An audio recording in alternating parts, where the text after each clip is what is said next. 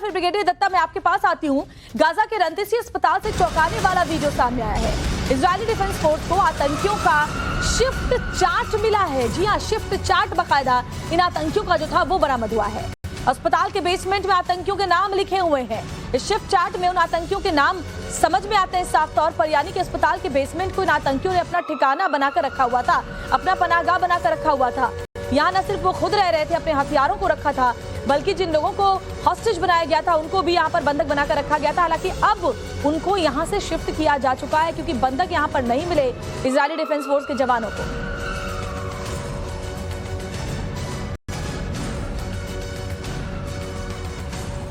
Are putting curtains with nothing above, just wall.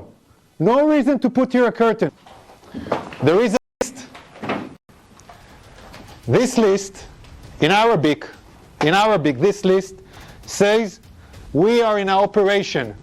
The operation against Israel started in the 7th of October. This is a Guardian list where every terrorist writes his name. और brigadier Dutta मैं आपके पास आऊंगी। जब हवाई हमले हो रहे थे 7 अक्टूबर के बाद इजरायली डिफेंस फोर्स की तरफ से, तब सबसे बड़ा चैलेंज ये लग रहा था कि जब जमीन पे ऑपरेशन शुरू होगा तो किस तरीके से इजरायली डिफेंस फोर्स के जवान आगे बढ़ेंगे।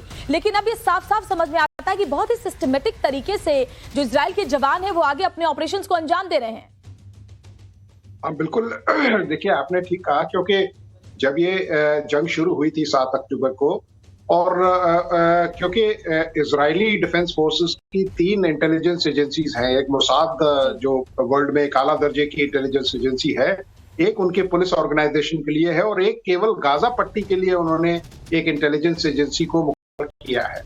और वो इनके पास पूरी इंटेलिजेंस थी कि कौन कहाँ है, क्योंकि पहल हमास ने की तो इजराइल ने माकूब जवाब दिया, और उन्हें मालूम था कि वो हॉस्पिटल्स, स्कूल्स, इंडस्ट्रियल यूनिट्स, ऐसे और जो रिहायशी इलाके हैं उनको एंट्री और एग्जिट पॉइंट उन्होंने किए हुए हैं। उनको एज ए सूडो फ्रंट रख के जो टनल्स हैं उनका वहां इस्तेमाल किया जा रहा है।